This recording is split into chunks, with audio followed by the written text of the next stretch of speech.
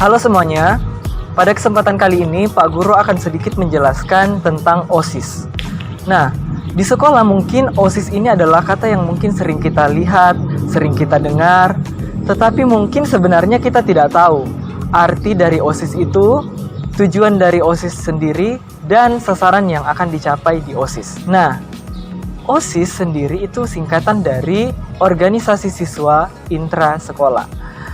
Nah, OSIS ini merupakan suatu organisasi yang ada di sekolah menengah, yaitu SMP dan SMA, yang menjadi wadah atau sarana untuk memfasilitasi siswa dalam menyalurkan aspirasinya, mengembangkan kreativitasnya, dan berkontribusi penuh untuk mencapai suatu tujuan. Nah, berbicara mengenai tujuan, tentunya OSIS ini memiliki tujuan. Tujuan dari OSIS sejalan dengan profil lulusan SLH, profil lulusan sekolah kita. Nah, tujuan dari OSIS ini tentunya sejalan dengan profil lulusan sekolah kita, profil lulusan SLH, yaitu pada poin 4 dan 5.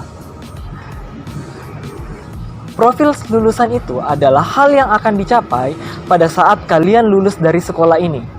Jadi, melalui OSIS ini, profil lulusan 4 dan 5 ini dapat tercapai. Atau dengan kata lain, organisasi OSIS ini adalah sarana atau media bagi setiap siswa untuk dapat mencapai profil lulusan yang ada pada poin 4 dan 5. Jadi, tujuan dari OSIS ini tercakup di dalam profil lulusan sekolah poin 4 dan 5. Nah, di dalam OSIS, melalui OSIS ini, maka profil lulusan pada poin 4 dan 5 itu bisa dicapai. Atau dengan kata lain, OSIS ini adalah sarana atau media bagi setiap para siswa untuk dapat mencapai profil lulusan, terutama pada poin 4 dan 5. Jadi, tujuan dari OSIS ini tercakup di dalam profil lulusan pada poin 4 dan 5. Yaitu, pada poin 4, mengembangkan relasi yang penuh hormat terhadap setiap orang yang merupakan gambar dan rupa Allah, dan cakap meresponi setiap pendapat, kebutuhan, dan permasalahan serta pertimbangan hikmat, berbelas kasihan dan penuh cinta kasih. Dan poin yang kelima, menunjukkan sikap kepemimpinan dengan hati seorang hamba yang terus berusaha mengejar keadilan dengan penuh kemurahan di tengah ketidakadilan dalam masyarakat dan memperjuangkan shalom dimanapun mereka berada sebagai warga kerajaan Allah. Untuk dapat mewujudkan profil lulusan pada poin 4 dan 5 melalui organisasi OSIS ini, maka tentunya setiap kegiatan atau program-program OSIS itu disusun dan dirancang berdasarkan profil lulusan yang ada. Oleh karena itu, dalam menjalankan setiap kegiatan-kegiatan dan program-program yang ada di OSIS, OSIS memiliki susunan kepengurusan atau yang biasa disebut dengan perangkat OSIS, yang meliputi yang pertama, pembina OSIS, yaitu biasanya dari guru. Kemudian yang kedua, MPK, Majelis Perwakilan Kelas. Jadi setiap kelas nanti akan mempunyai perwakilan kelas di OSIS. Kemudian yang ketiga, pengurus OSIS. Dan yang keempat, anggota OSIS yang merupakan semua siswa yang ada di SLH. Setiap perangkat OSIS memiliki tugas dan tanggung jawab masing-masing. Yang pertama dari pembina OSIS, yang merupakan guru. Setiap perangkat OSIS memiliki tugas dan tanggung jawab masing-masing. Yang pertama dari pembina OSIS. Pembina OSIS bertanggung jawab atas seluruh pembinaan dan pengembangan OSIS di sekolah. Memberikan nasihat kepada perwakilan kelas dan pengurus. Mengesahkan keanggotaan perwakilan kelas dengan surat keputusan kepala sekolah. Mengesahkan dan melantik pengurus OSIS dengan surat keputusan kepala sekolah. Mengarahkan penyusunan anggaran rumah tangga dan program kerja OSIS. Dan yang terakhir, mengadakan evaluasi terhadap pelaksanaan tugas OSIS.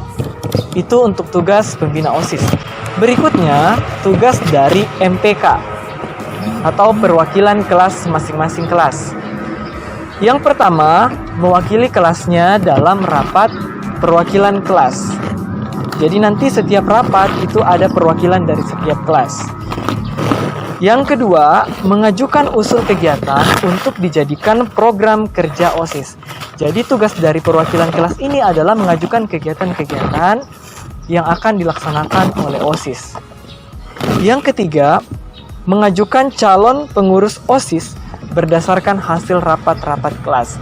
Jadi tugas yang lain itu juga untuk mengajukan siapa yang akan jadi ketua OSIS. Kemudian berikutnya, menilai laporan pertanggungjawaban dan segala tugas pengurus OSIS pada masa akhir jabatan. Dan yang terakhir, menyusun anggaran rumah tangga. Jadi nanti ada anggaran, itu adalah tugas dari MPK untuk menyusun itu juga.